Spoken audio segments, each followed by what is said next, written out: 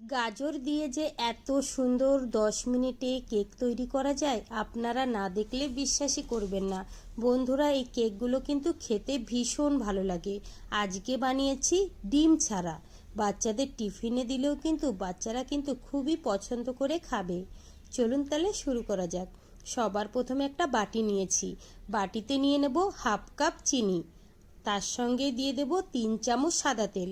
আমি এখানে সাদা তেল দিয়েছি, তোমরা চাইলে ঘি বা বাটারও দিতে পারো। দিয়ে দিলাম হাফ কাপ দুধ। তার সঙ্গে দিয়ে দিলাম সামান্য একটু লবণ আর দিয়েছি 1 চামচ ভিনিগার। এবার কিন্তু প্রথমে ভালো করে মিশিয়ে নেব, তারপরে 2 থেকে 3 মিনিট সময় ধরে ফেটিয়ে নিতে হবে। খুব ভালো করে ফেটিয়ে নিয়েছি। এখানে একটা চালনি নিয়েছি, নিয়ে নেব 1 কাপ ময়দা।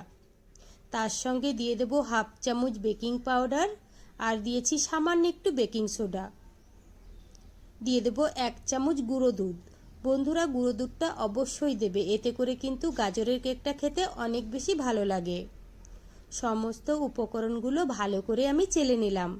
এবার কিন্তু ভালো করে মিশিয়ে নিতে হবে।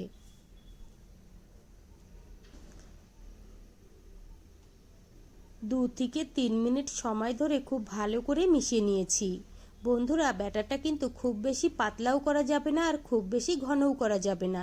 আমি যেভাবে ব্যাটারটা তৈরি করছি তোমরাও কিন্তু এইভাবেই তৈরি করে নেবে। এবার দিয়ে দিলাম হাফ কাপ গাজর। গাজরটা আমি আগে থেকেই কিন্তু গ্রেট করে রেখেছিলাম। তার সঙ্গে কিন্তু সামান্য একটু দুধও দিয়ে দিয়েছি। এবার আমি ভালো করে মিশিয়ে নেব। ব্যাটারটা কিন্তু একদম রেডি। এখানে একটা আপ্পা মেকার নিয়েছি, এবার একটু সাদা তেল লাগিয়ে নেব।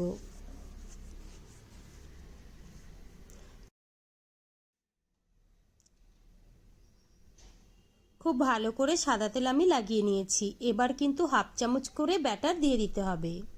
খুব বেশি কিন্তু দেওয়া যাবে না, এখানে কিন্তু হাফ চামচ করেই দিতে হবে। সবগুলো বাটির মধ্যে কিন্তু আমি ব্যাটারটা ঢেলে নিলাম। এবার কিন্তু কম গ্যাসে আমি ঢেকে রাখবো 10 মিনিট। 10 মিনিটেই কিন্তু কেকগুলো একদম রেডি হয়ে যাবে। 10 মিনিট পরে আমি ঢাকনাটা খুলে নিয়েছি। আপনারাই দেখুন কেকগুলো কতটা সুন্দর হয়েছে। এবার আমি ঠান্ডা হওয়ার জন্য রেখে দেব। কেকগুলো আমি ঠান্ডা করে নিয়েছি। এবার একটা প্লেটের মধ্যে সাজিয়ে নেব। বন্ধুরা, হাতে যদি সময় কম থাকে তোমরাও কিন্তু 10 মিনিটে এই সুন্দর গাজরের কেকগুলো বানিয়ে নিতে পারো। বাচ্চাদের তো খুবই পছন্দ হবে আর চায়ের সঙ্গে খেতেও কিন্তু ভীষণ ভালো লাগে। এবার একটা কেক আমি আপনাদের ভেঙেও দেখিয়ে দেব। দেখুন বন্ধুরা, কতটা নরম তুলতুলে হয়েছে। তো বন্ধুরা, আমার রেসিপি কেমন লেগেছে কমেন্ট করে জানাবেন। ভালো লাগলে প্লিজ আমাকে সাপোর্ট করবেন। বাড়িতে বানালে কমেন্টে জানাতে ভুলবেন না খেয়ে আপনাদের কেমন লেগেছে।